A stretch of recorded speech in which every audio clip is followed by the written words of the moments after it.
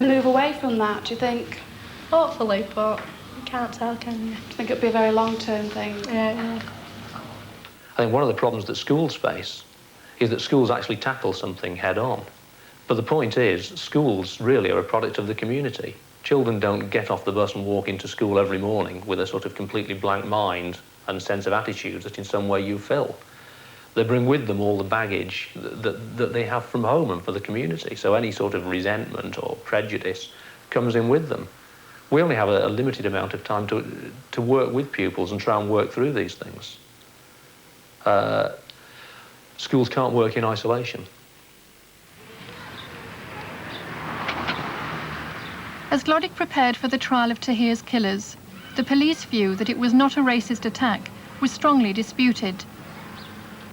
I think there's no doubt whatsoever that this was a racially motivated attack. People coming into the area in deliberate attempt to shoot at black people, as far as I'm concerned, is racially motivated, and it was a racist murder. Obviously, they're going to feel like, yeah, because, like, Stephen did shoot. Well, at the time, we didn't know that Gloddick is full of coloured people. Obviously, if you go up there to Gloddick, that's what they're going up there for. But we didn't know that. He just isn't like that.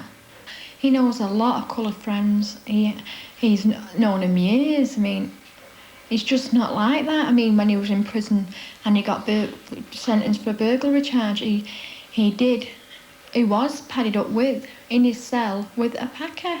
And he's so close with him now, they write to each other. Even now, he's not. No way, not on this earth. Mark Hume and Peter Wright also had friends who were black. Salam, not his real name, knew the two at school and says they were racist. They used to beat up Asian people in the schools for the fun of it, steal their pocket money off them, or play silly games like Catch the Nigger, where I was actually the nigger, and they'd give me something like a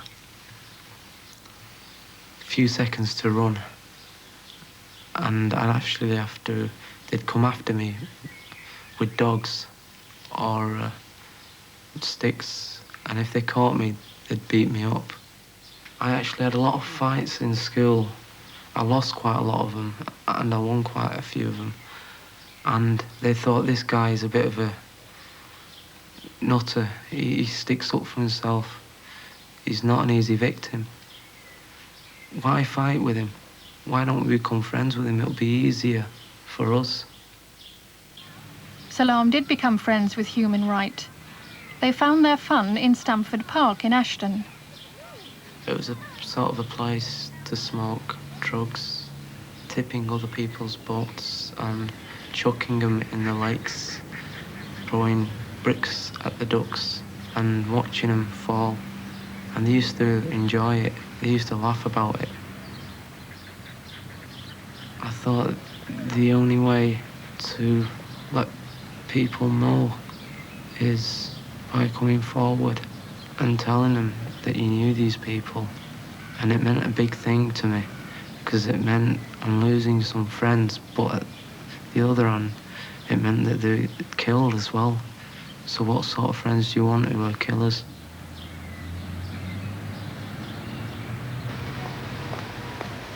The murder trial began this June.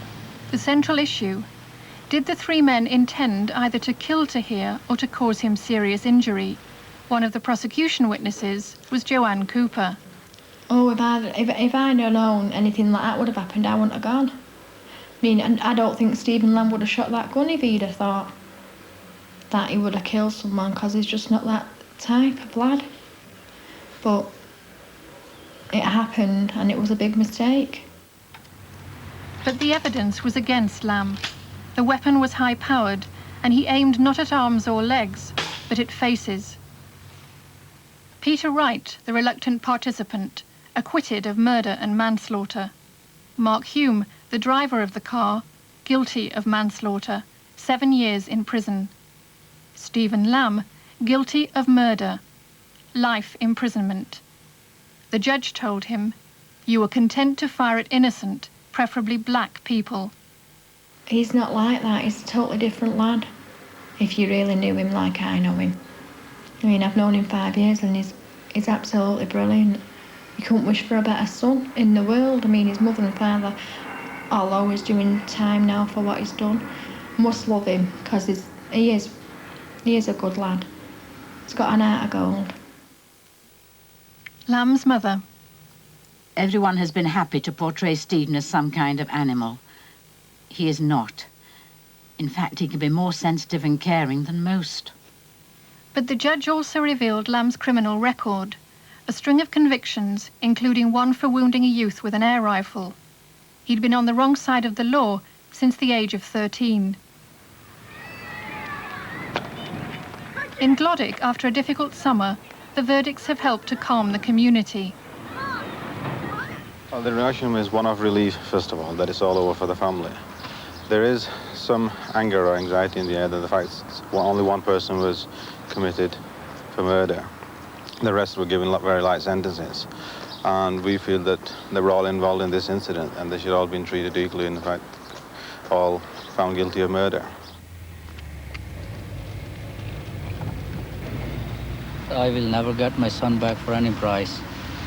But at least I do feel a bit safer now with the court decision that might be somebody else thinking to do such a thing again. They might think twice to do such a thing, so at least I feel a bit safer now and I feel better.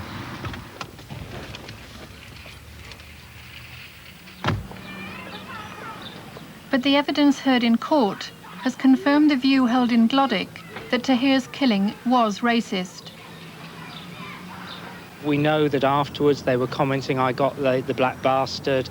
They were making comments when they'd heard that the young Tahir Akram had died, oh, he was only a Paki, as though somehow that was different from being any other type of human being, somehow disposable. I think it's a very sad comment on them and very tragic for Tahir and his family. But clearly it was motivated by an underlying feeling of antagonism towards people of different race. I think that was clear from the evidence at the trial. Mohammed Akram also believes that Tahir was shot because he was Asian. He cannot forget the words Lamb is alleged to have said. I shot the black bastard. I shot his head off. Did you see his legs wobble? They have killed innocent lad. And the language they've been using afterward, and it was terrible. It was very hard for me. I only sat in there for 2 or 3 days. I couldn't manage to sit and listen what they've been saying. You know, like I was just feeling like somebody's walking with a gun and they're pointing at my son, you know, so it was terrible. For the people of Glodick, there remains a fear that there will be more attacks. But having survived a traumatic year, there's also a feeling that race relations can improve. It's a marvellous, vibrant, lively community that pulls together and works together in quite a traditional British way, I think, and I'm not surprised that they've bounced back. It was a terrible incident, but I think we shouldn't kid ourselves that incidents which have been occurring similar to this in terms of attacks in Glodick for the last 15 years won't go on occurring, and I think they know that.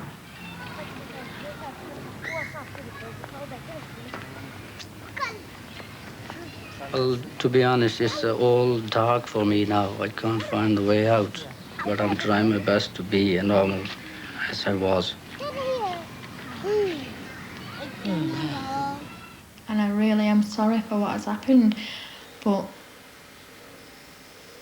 there's nothing I can do to change what has happened. If there was things I could do to change it, I would. I can imagine how they feel. They must be going through hell. It's something that's squeezing my heart, you know, all the time, that I'm not free. I miss him a lot. I loved him so much, you know, that I can't really forget him.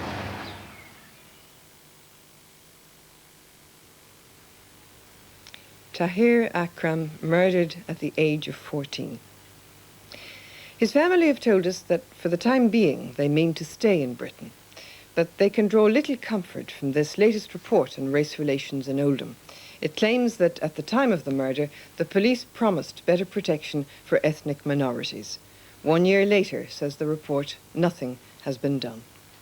That's all for this month. We'll be back in October. Until then, good night.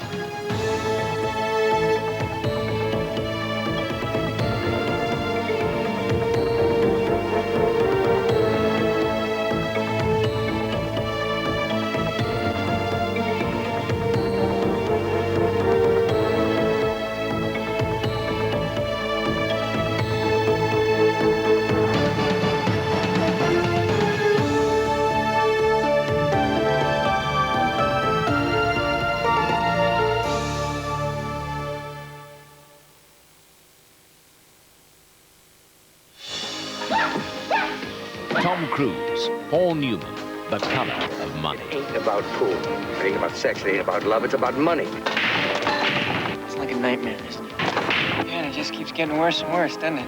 That boy's hot. You smell what I smell? Smoke? Money. On the biggest break of their lives, Tom Cruise and Paul Newman in The Colour of Money, the Wednesday movie premiere, tomorrow at 9 o'clock here on TVS. To be or not to be a mercenary? That's the question in Tour of Duty after the break.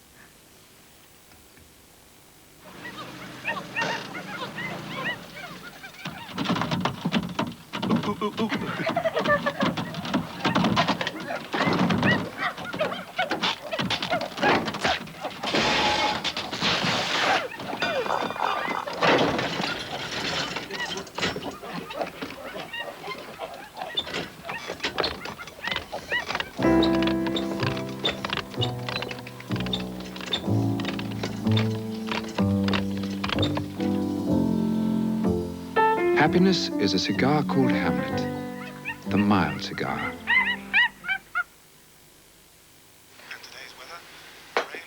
I wouldn't do that if I were you, Rupert.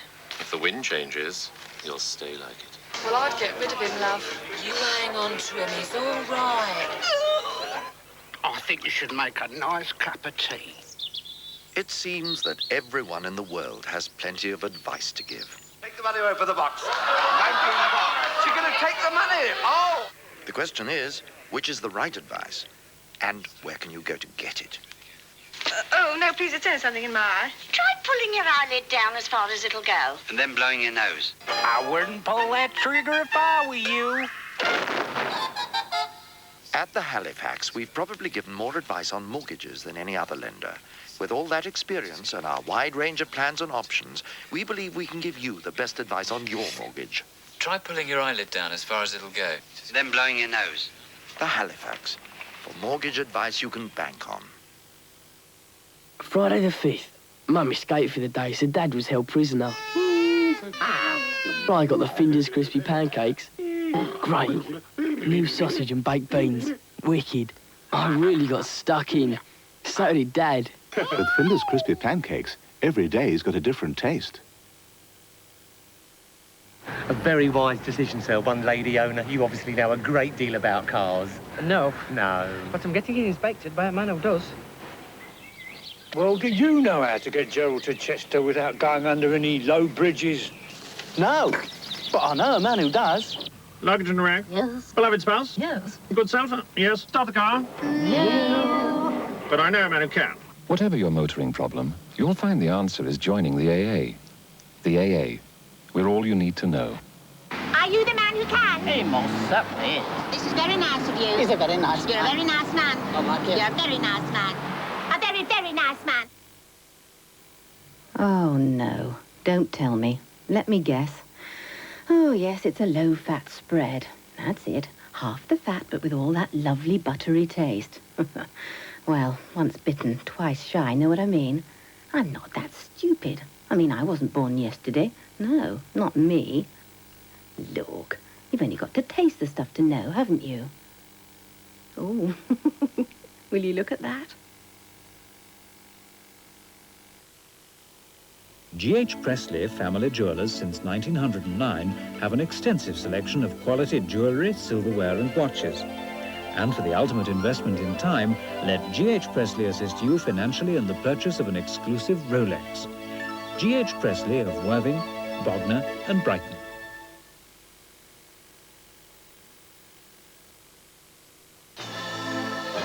From TVS soon, a sparkling new season of drama, including the return of David Suchet as Hercule Poirot in a feature-length investigation of the mysterious affair at Styles. Find the last link in this so mysterious case. But the cases attended to by the medics in a brand new hospital series are of a somewhat more personal nature. Another mad scheme promises riches and exile in Come Home Charlie. We could really bust out of this town with enough dough to make the biggest splash you could ever dream of. And dreaming of dough, the dealers of Capital City are back with more than just money on their minds. Who'll take me away from all this? Who indeed? Also returning, London's Burning. Blue Watch tackles the hard jobs and the soft ones. And as for Wexford, he just gets the tricky ones. You better call the police. I am the police. A new season of top drama, soon on TVS. In 55 minutes, the voice of boxing, Reg Guttridge, talks about his life in The Commentators. You're watching TVS. Now, Tour of Duty. Next on Tour of Duty. You're about to be captured. Inject yourself immediately. What's in 'em?